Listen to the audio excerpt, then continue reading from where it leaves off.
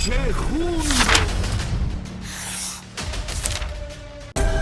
नमस्कार दोस्तों, अगर मैं आपसे पूछूं भारत के आजादी की सबसे रहस्यमय हीरो कौन था, तो आपके मन में बहुत से नाम आएंगे। उनमें से एक नाम नेताजी सुभाष चंद्र बोस का भी आएगा। लेकिन असली सवाल यह है कि उनका मौत वाकई एक प्लेन क्रैश थी या फिर वो एक मर्डर था। आज मैं आपको सुनाने वाला हूँ वो कहानी जो भारत के सबसे बड़े रहस्यों में से एक है। वीडियो में आगे बढ़ने से पहले दोस्तों, हम सब रोज सोशल मीडिया का इस्तेमाल करते हैं, लेकिन कभी आपने यह सोचा है कि जिस प्लेटफॉर्म पर हम अपनी आवाज उठाते हैं वह अपना है या विदेशी? अब वक्त आ गया है कि अपने देश के ऐप्स को अपनाने का। नाइबुर्स एक प्योर स्वदेशी सोशल मीडिया प्लेटफॉर्म है। यहाँ सिर्फ इंटरटेनमेंट नहीं बल्कि इंडियन क्रिएटर्स की आवाज, इंडियन इमोशंस और इंडियन प्राइड है। मैं खुद नाइबुर्स यूज करता हूँ। आप यकीन मानो, ये कोई ऐप नहीं बल्कि हमारे देश का एक मूवमेंट है। तो चलो मिलकर बढ़ाए भारत की डिजिटल ताकत। अभी डाउनलोड करो नाइबुर्स ऐप, क्योंकि अब वक्त है अपने देश के ऐप पर अपनी कहानी लिखने का। लिंक डिस्क्रिप्शन और कमेंट में पिन है, जाके जल्दी से डाउनलोड करें देश का अपना स्वदेशी ऐप नाइबुर्स। तुम मुझे खून।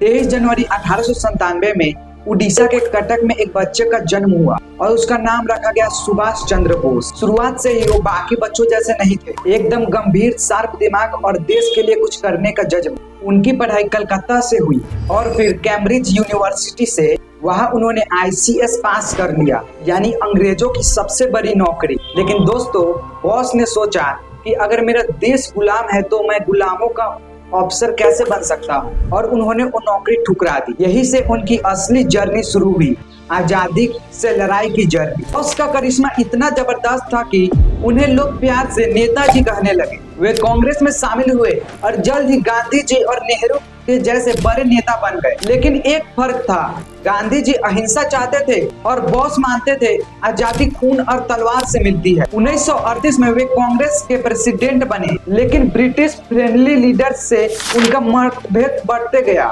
और बनाया फॉरवर्ड ब्लॉक। द्वितीय विश्व चल रहा था और बॉस ने मौका देखा। दुश्मन का दुश्मन दोस्त होता है।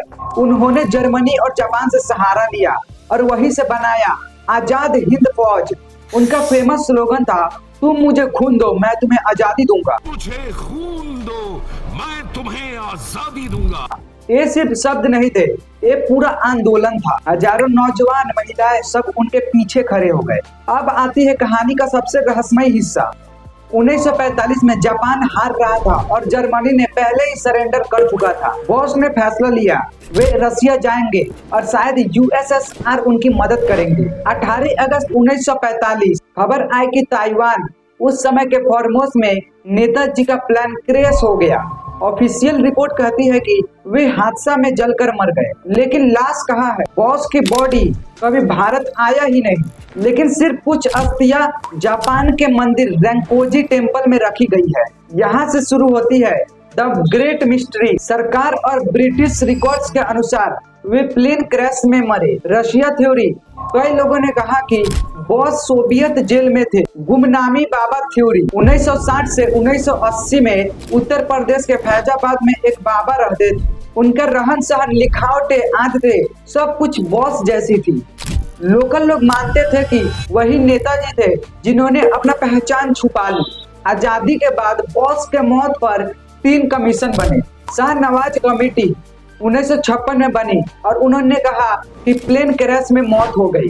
खोसला कमीशन 1970 में, उन्होंने भी वही बोला। मुखर्जी कमीशन 1999 से 2005, उन्होंने कहा कि बॉस की मौत प्लेन क्रैश में नहीं। लेकिन सरकार ने ये रिपोर्ट रिजेक्ट कर दी। तो सच्चाई क्या है, शायद यह कोई नहीं जान पाएगा। तो दोस्तों, बॉस की मौत चाहे जैसी भी हुई हो, एक सच्चाई है, नेताजी कभी मरे ही नहीं। वे आज भी जिंदा है, हर बच्चे के किताब में, हर देशभक्त के दिल में। उनकी सोच, उनका जज्बा और उनका ड्रीम आजाद भारत आज भी हमारे साथ है। इसलिए लोग कहते हैं बॉस कोई इंसान नहीं थे, वे एक इमोशन थे।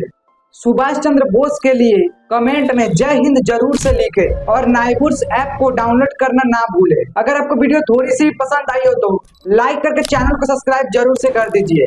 मिलते हैं और एक न्यू वीडियो में किसी न्यू टॉपिक के साथ। तब तक के लिए जय हिंद जय भारत।